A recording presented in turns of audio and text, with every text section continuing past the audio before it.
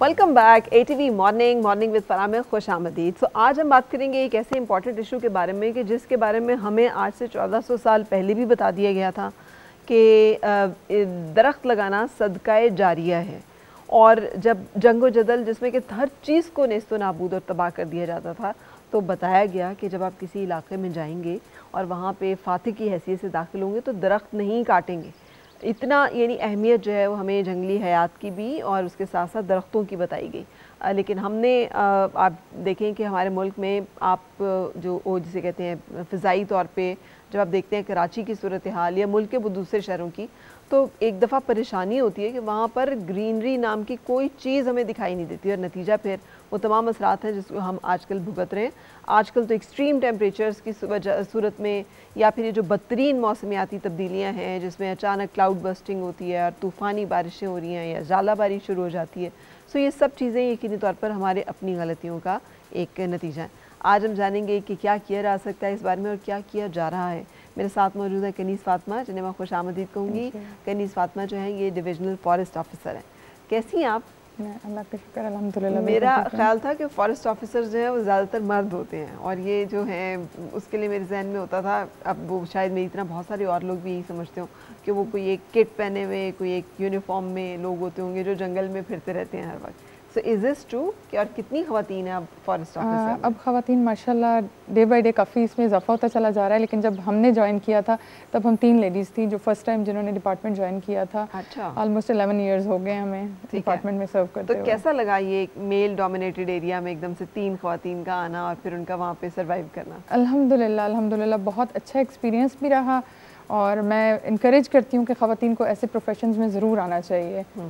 आपको डर नहीं लगा था जब आप इस फील्ड में आ रही थी? हमारी बहुत टफ ट्रेनिंग्स होती थी जहाँ से हम लोग एजुकेशन या ट्रेनिंग लेते हैं, उसमें हम लोग ऑल ओवर पाकिस्तान टूर्स करते हैं, ट्रिप्स करते हैं, डिफरेंट इलाकों में जाना, बलूचिस्तान में, सिंध में, पंजाब में, डिफरेंट फॉरेस्ट एरियाज़। और जैसे अल्लाह ने हमारे मुल्क को ऐसी नेमतों से नवाजा है कि अगर इंसान सोचे तो बेतहाशा हैं, जिसमें हमारे पास एक किस्म के जंगलात नहीं हैं, हमारे पास बेतहाशा फॉरेस्ट टाइप्स आ जाती हैं, पहाड़ हैं, दरिया हैं, समंदर हैं, हर कुछ ही है। अब देखिए ना, आप बलूचिस्तान में सनोबर के दरख्तों का सेकंड लार्जेस्ट आई थिंक कि exactly. वो आपका जंगल है। उनकी हिस्टोरिकल वैल्यू बहुत ज़्यादा और वो एक दरख्त है जो कि सदियों में इतना सा बढ़ता है, 100 साल में कोई थोड़ा सा बढ़ता है, तो उसकी सेंचुरीज में एजेस हैं। exactly. और मैं जब उनको देखती हूँ तो मैं बड़ा दिल दुखता भी है क्योंकि वहाँ पे लकड़ी नहीं है और लोग जलाने के लिए फिर जाहिर है उन्हीं दरख्तों को काटते हैं या उनको इस्तेमाल करते हैं, जिसकी वजह से वो भी ख़तरे से दो चार हैं। सो इन इश्यूज़ के बारे में फिर आप क्या सोचते हैं कि क्या हल है? इनका सबसे मेजर इशू ओवर पॉपुलेशन है। जैसे जैसे आबादियाँ बढ़ रही हैं उस तरीके से हमारा फॉरेस्ट कम होता जा रहा है। उसमें अब हम यही कोशिश करते हैं कि जहाँ मुमकिन है, जहाँ आपको जगह मिलती है, आप जंगलात लगाएं। आप अपने बच्चों को अवेयरनेस दें, स्पेशली अगर हम अपने बच्चों के अंदर बचपन से ही एक चीज़ उनको सिखाएंगे कि ये आपने पौधा लगाना है, इसको आपने देखभाल करनी है, क्योंकि मकसद सिर्फ लगाना नहीं है। लगाने को तो बेतहाशा हम कहते हैं हमने ये लगा दिया, हमने वो कर दिया, बेसिकली लगाना है और उसको फिर लुक आफ्टर करना है। और मैं कहती हूँ इसका अगर इसीलिए जब हमें मेरे ख्याल बताया गया तो ये पौधा लगाने का नहीं कहा गया, हमें कहा गया दरख्त सदका जारिया। बिल्कुल सदका जारिया, ग्रोन अप ट्री, जो कि आपने उसको स्टेज तक पहुंचाया। जी बिल्कुल ऐसा ही है। बल्कि अभी बच्चों के पास जब हम स्कूल कॉलेजेस में जाते हैं उनको भी हम यही अवेयरनेस देते हैं, अपने बच्चों को घरों में यही सिखाते हैं कि जो चीज़ आज से 10-15 साल पहले हम पढ़ते थे कि हमें ये क्राइसिस, एनवायरमेंटल चेंजेस आएंगी, क्लाइमेट चेंज आएगा, ग्लोबल वार्मिंग होगी, अब हम वो चीज़ फेस कर रहे हैं। अब मेरा ख्याल है वक्त निकल चुका है, अब वो वक्त है कि जिसमें हमने इसको रिलीजियसली फॉलो करना है। और अच्छा मुझे ये बताइए, जैसे इस्लामाबाद में नई सड़कें बनी हैं, ख़ास तौर पे ये चलें हम बात कर लेते हैं हमारी बहुत मशहूर श्रीनगर हाईवे की। जी जी, इसमें जो ग्रीन एरिया है वहाँ पे जो दरख्त लगते हैं वो फॉरेस्ट डिपार्टमेंट लगाता है? उसमें डिफरेंट होता है। जैसे मोटरवेज पे लग रहे हैं तो वहाँ पे जीटी रोड्स पे लगते हैं, NHA वाले भी लगाते हैं, CDA वाले भी लगा रहे हैं, फॉरेस्ट वाले भी लगा रहे हैं। कंसल्टेशन नहीं होती फॉरेस्ट डिपार्टमेंट की को इनवाइट नहीं किया जाता कि कौन सा दरख्त लगाने हैं? मैं देख रही थी यहाँ पे पूरे श्रीनगर हाईवे पे जी जी, एक वो पता नहीं पाम ट्री टाइप का एक दरख्त है जो कि लगाया गया है, ना उसका जो है साया, ना उसका कोई फल, और उसको आपको पानी भी इतना देना पड़ेगा जिसके लिए आप टैंकर पानी के भर के लेकर आएंगे और उसको वो देंगे और वो ना सरवाइव करेगा इतनी गर्मी में, इतने टेम्परेचर में। थोड़े अरसे के बाद वो जल जाएगा और फिर आप लाखों रुपए की ये वाले पौधे फजूल वाले ला के लगा देंगे। The beautiful trees like this one कि हमारा trees. लोकाट है, हमारा जामुन है, हमारा शहतूत है, तूत के दरख्त हैं, जंगली नहीं लेकिन हमारा अपना शहतूत है, आम है, या सो मेनी अदर्स जो कि हमारे एनवायरनमेंट में, वो क्यों नहीं हम लगाते भी इतने इन ग्रीन एरियाज? हम अपने डिपार्टमेंट में तो इसी चीज़ को फोकस करते हैं। जहाँ भी हम बात करते हैं दरख्तों की तो उनको हम कहते हैं कि सायादार दरख्त को प्रेफर करें, सायादार दरख्त लगाएं। एरिया की जो लोकेलिटी है उसके मुताबिक वो ट्री होना चाहिए, ये नहीं कि वो फेल हो जाए वहाँ के इन्वायरमेंट में या वहाँ के लिए सूटेबल ना हो। जैसे हमारे पास पेपर मलबरी था, वो एलर्जी का बायस इतना बना कि अब हम उसको रेडिकेट करना चाहते हैं। कोनोकार्पस कराची में है, अब वो एक ट्रबल का बायस है। तो बेसिकली जो हम लोग फोकस है जिस चीज़ के ऊपर, वो ये है कि लोकल स्पीशीज़ जो इंडिजिनस स्पीशीज़ हैं हमारी, उनको प्रमोट किया जाए, जिसमें हमारा धरेक आ जाता है, नीम आ जाता है, बकायन आ जाते हैं, मोरिंगा ट्री मोरिंगा स्पेशली उसकी मेडिसिनल वैल्यू इतनी ज़्यादा है, हाँ। और फ्रूट ट्रीज़ हैं उनको हम प्रमोट करते हैं और कोशिश करते हैं कि ज़्यादा से ज़्यादा इन्हीं को प्रमोट किया जाए जो सायादार हैं। लेकिन ये जब हम, जैसे मैं भी निकलती हूँ ना, यकीन करें दिल जलता है देख के, क्योंकि साफ नज़र आ रहा होता है कि लाखों रुपए के, और एक तो वो महंगे आते हैं दरख्त, फिर वो छोटा सा दरख्त नहीं है जिसके कि पनीरी लगेगी और वो बड़ा होगा, वो आप एक बड़े साइज़ के ख़रीदेंगे, ऑब्वियसली महंगे आएंगे, एंड देन आप उसे टैंकरों से पानी देंगे, वो इतनी टेम्परेचर के लिए वो है नहीं, वो जल जाएंगे। फिर आप उसको कैसे सर्दियों में कवर करेंगे, गर्मियों में कैसे कवर करेंगे? आई मीन नज़र आ रहा होता है कि ये गलत डिसीजंस हैं जो कि किए जा रहे हैं आवाम के पैसों के ऊपर। बिल्कुल ऐसा ही, यही चीज़ हम बच्चों को भी जब सिखाते हैं तो हम उनसे कहते हैं सायादार दरख्त लगाएं। आप अपने घर के पास लगाएं, अपनी कॉलोनीज़ में, अपने पार्क्स में लगाएं, और जगह नहीं है तो अपने टेरेसेस पे लगाएं। रूफ गार्डनिंग बहुत ज़्यादा आजकल इन्हें अगर आप देखेंगे अपने इर्द गिर्द, क्योंकि बेसिकली जो खुले एरियाज़ हैं हमारे पास कम होते जा रहे हैं, आबादियाँ बढ़ती जा रही हैं, तो उसमें हमने यही फोकस करना है कि जहाँ पे आपको कोई जगह मिलती है दरख्त लगाएं। दरख्त ऐसा लगाएं जो उस इलाके के मुताबिक हो, उसको सूटेबल उस इलाके के मुताबिक हो, उसको लेस पानी रिक्वायर्ड हो। जैसा कि अब आप देखेंगे कि पानी का इशू एक मेजर है जो आने वाले वक्त में अभी भी संजीदा है, लेकिन आने वाले वक्त में इंतहाई संजीदा सूरत इख्तियार कर लेगा। तो इस सूरत में हमने दरख्त भी वो लगाने हैं जिनको कम पानी की ज़रूरत है और वो ज़्यादा अच्छे तरीके से फल फूल सकते हैं, ज़्यादा ऑक्सीजन फ्राहम कर सकते हैं, स्मॉग के लिए जो हमें ज़्यादा इफेक्टिव हैं, जिसमें ब्रॉड लीफ ट्री स्पीशीज़ होती हैं, उनको प्रमोट करते हैं। ब्रॉड लीफ का ज़रा उर्दू में बता दें कि मतलब देखें, जैसे दो टाइप्स हैं, एक नीडल्स वाले हैं जिसमें चीड़, केल और जितना भी हमारा ये सारा बिल्कुल पहाड़ी इलाकों में, पहाड़ी इलाकों वाले। एक होते हैं ब्रॉड लीव जो चौड़े पत्तों वाले हैं, जो हमारे जैसे अभी लोकाट है ये भी ब्रॉड लीव है, जैसे शीशम है वो भी ब्रॉड लीव है, जैसे शहतूत है वो भी ब्रॉड लीव में आ जाता है। तो हम इस तरह की स्पीशीज को स्पेशली पंजाब में प्रमोट करते हैं कि जो आपके एरिया के मुताबिक स्पीशीज है उनको लगाएं, और लगाने का जो प्रॉपर वक्त है उस वक्त लगाएं। जैसे इस वक्त अभी मानसून हमारा चल रहा है, तो हम ये कहते हैं कि इस वक्त ज़्यादा से ज़्यादा दरख्त लगाएं और अपने ऊपर फ़र्ज समझ लें। आपने लगाना है, आपके बच्चों ने लगाना है, आपके एरिया के लोगों ने लगाना है, और फिर लगाने के साथ बच्चों को ये बताना है कि हमने इसको लुक आफ्टर करना है। बिल्कुल। जब आप एक बच्चे को एक जिम्मेदारी दे देंगे तो उसके लिए बड़ा पॉजिटिव होगा। उसको आप सिखाएंगे कि ये आपका दरख्त है और ये आपके ही अब जिम्मे है, आपने ही इसको बड़ा करना है, तो वो उसको बड़ा अच्छे से देखेगा, उसको डेली वाटरिंग करेगा, उसको देखेगा, तो वो देखेगा कि एक तो उसके अंदर सेंस ऑफ रिस्पॉन्सिबिलिटी पैदा होगी, और साथ हम यही कहेंगे कि हमारे आने वाले वक्त में जो एक ज़रूरत है, अगर आने वाली नस्लों को हमने इस कुरे अर्ज़ को एक अच्छा बनाना है अपने बच्चों के लिए, तो इस वक्त दरख्त की बहुत अहमियत है। इस वक्त पानी के ज़िया की ये सूरत हाल है, पानी इतना ज़ाया कर रहे हैं हम कि अगर हमारी जो 8वीं पुश्त तक के लिए जो पानी काफ़ी होना चाहिए था ना, हम वो अपनी 8वीं जनरेशन की जगह पे खड़े होकर पानी इस्तेमाल करें, यानी हम अपनी 7 जनरेशन्स के हिस्से का पानी जो है वो इस्तेमाल कर चुके हैं। आप सोचें कि हमारे वो बच्चे जो हमारी 7वीं पुश्त में आएंगे वो कितना पानी वाटर स्टार्व्ड होंगे, उनकी क्या सूरत हाल होगी और क्या मसले होंगे। कितना चैलेंजिंग होता है लोगों को, आप कितना मुश्किल है, ये बड़ी आसान सी बात है, आम फहम सी बात है, आपको ये बात लोगों को बताना और ये करना कितना मुश्किल होता है इसमें। लोग, अब मैं समझती हूँ कि अब इस चीज़ से आगाह हो चुके हैं। जैसे आजकल आप देखते हैं आंधियाँ आ रही हैं, तूफ़ान आ रहे हैं, सैलाब ऐसे आ रहे हैं, और स्पेशली लास्ट टाइम जो हमारे यालाबारी इस्लामाबाद में हुई है, कितना बड़ा नुकसान हुआ है।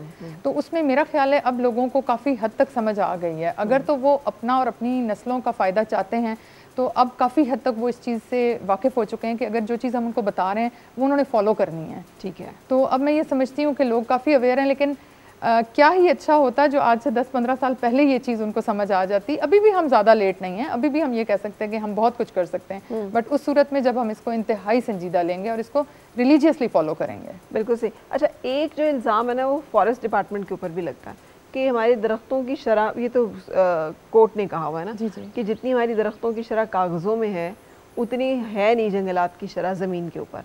यानी मेरा हाल 0.2% है या 4% है टोटल के, इतना हमारे जंगलात की रेशो है जो कि डिक्लेयर्ड है ऑन पेपर्स, लेकिन ऑन ग्राउंड जंगलात उससे बहुत कम है। और कहते हैं जंगलात की कटाई में फॉरेस्ट ऑफिसर्स मुलविस होते हैं जी, ये दरख्त काटे जा रहे होते हैं तो उनको पता होता है लेकिन वो रोकते नहीं हैं। टिम्बर माफिया की जब बात हमने जहाँ पे ट्रेनिंग हासिल की है, हमारे टीचर्स होते थे माशाल्लाह से बहुत एक्सपीरियंस टीचर होते थे, तो मुझे तो अपने तौर पे ये बात याद है कि वो कहते थे कि अगर तुम दरख्त काटोगे तो दरख्त बददुआ देगा। हाँ। मैं पर्सनली इस चीज़ को ये देखती हूँ कि वो जो उनकी बात है वो गलत नहीं है।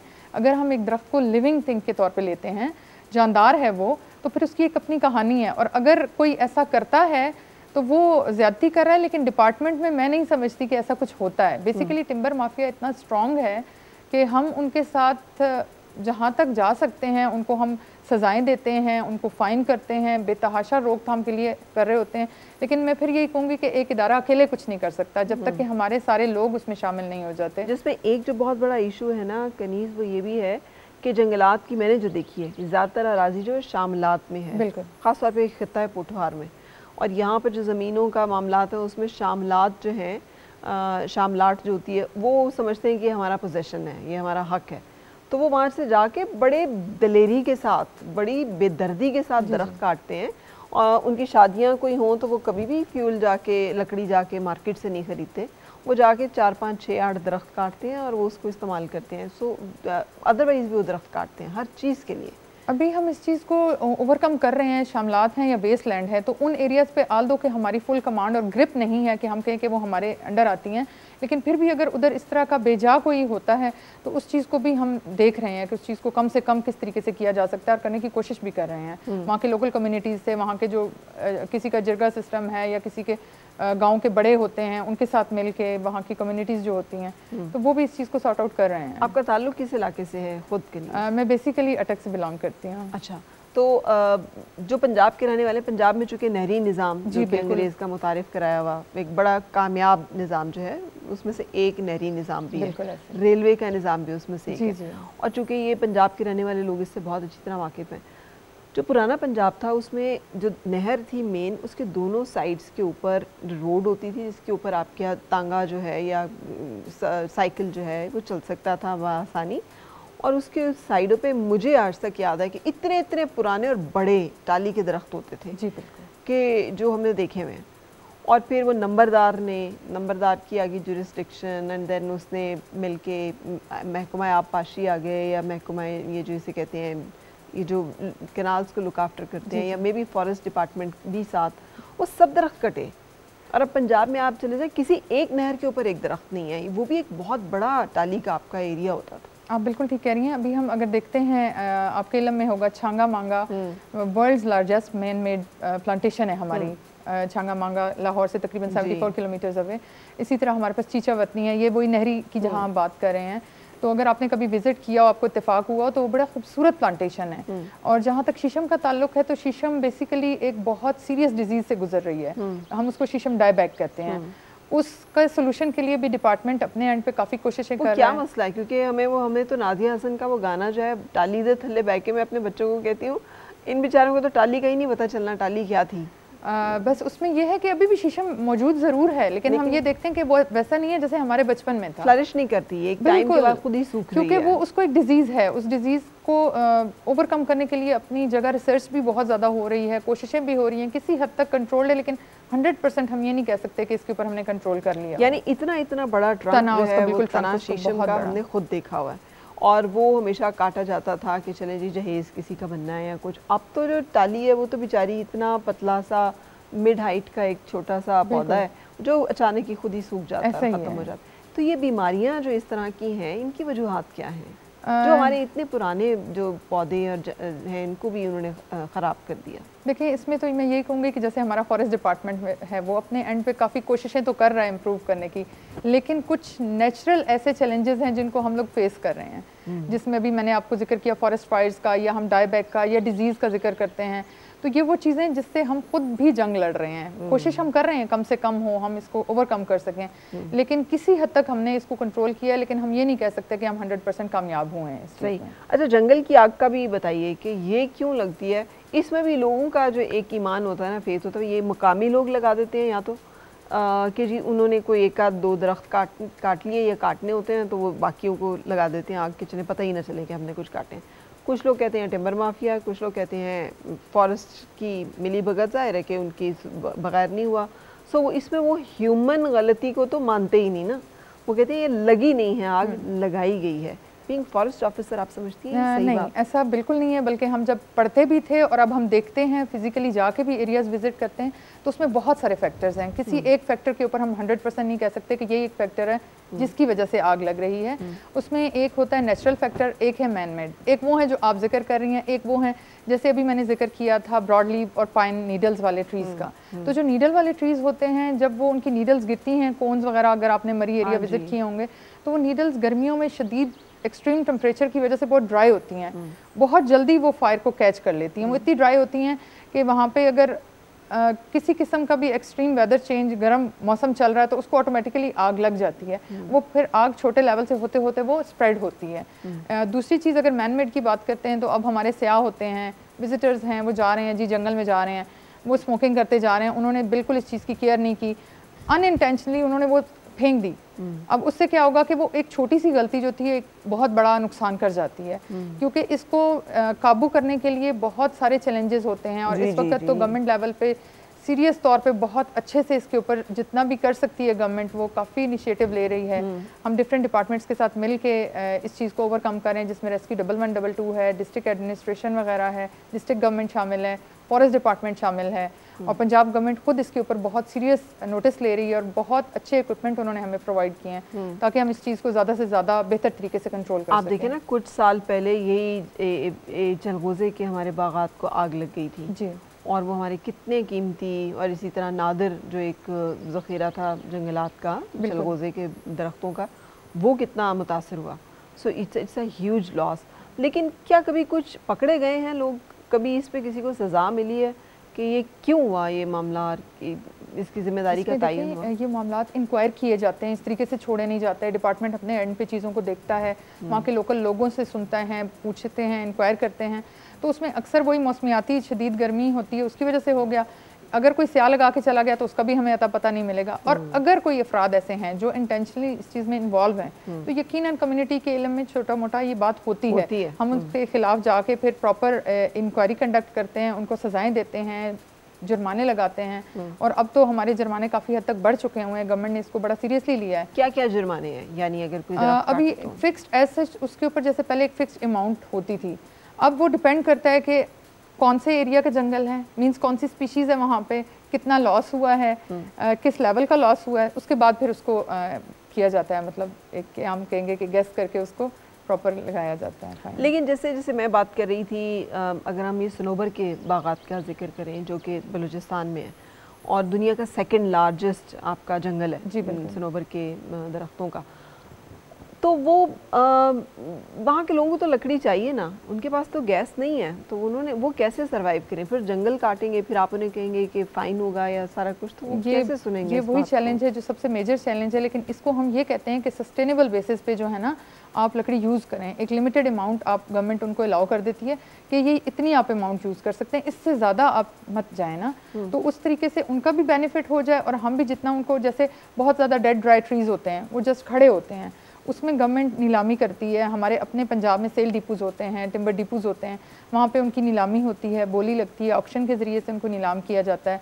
तो वो लकड़ी है, अगर वो लोकल लोग ख़रीदना चाहते हैं या कोई कॉन्ट्रैक्टर्स ख़रीद रहे हैं, तो उस लकड़ी को भी एक, लेकिन जो प्रॉपर जिंदा दरख्त है, ग्रीन दरख्त है, उसको हम कट करने की इजाज़त बिल्कुल भी नहीं देते। बिल्कुल किसी लेकिन मुझे कई दफ़ा मैं जब भी वहाँ जाती हूँ, मेरा दिल करता है कि हमें तो डोनेशंस करके भी, भले हम डोनेशन दे रहे होते हैं ना, हमें डोनेशंस करके भी देने पड़े। यहाँ पे सोलर्स दें, वहाँ पे सूरज अच्छा है, कम से कम उन लोगों के पास एक ऐसा हीटिंग सिस्टम आ जाए, कुछ ऐसा बंदोबस्त हो जाए कि जिसके साथ उन्हें ज़रूरत ही ना पड़े लकड़ी काटने की।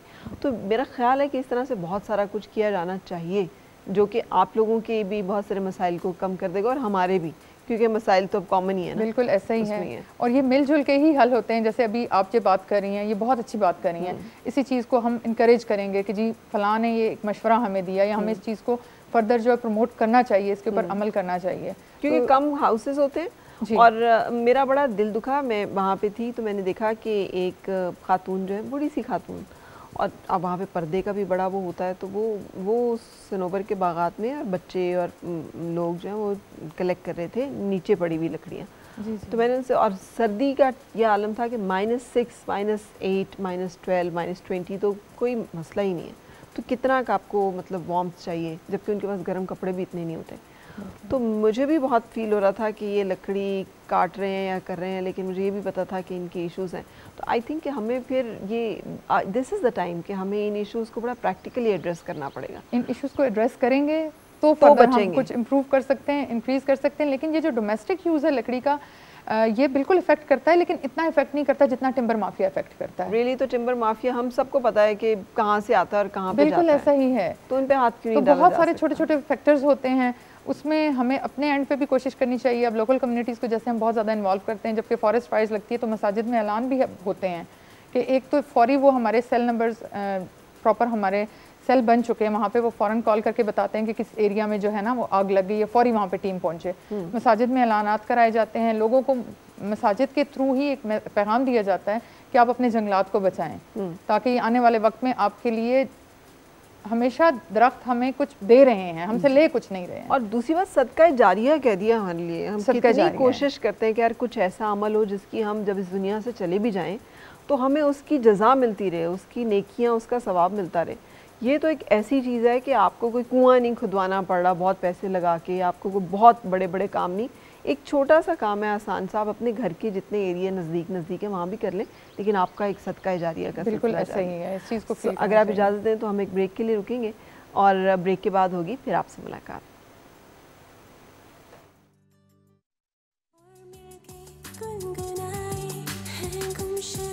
खुशियाँ सारी वो ढूंढ